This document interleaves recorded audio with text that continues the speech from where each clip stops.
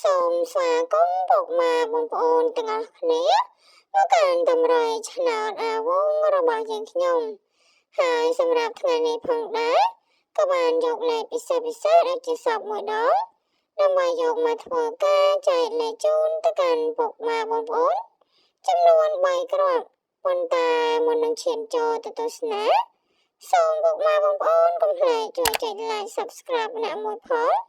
ដើម្បីទទួលបានរាល់តម្រុយឆ្នោតអាវងថ្មីអាវងចែកលេខច្បាស់353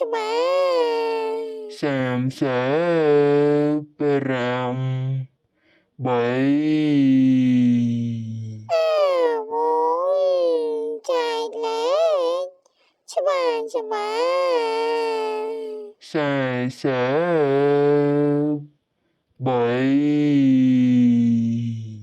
អាវងចែកលេខច្បាស់8 25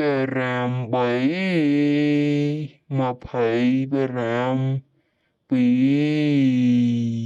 អាវងចែកលេខច្បាស់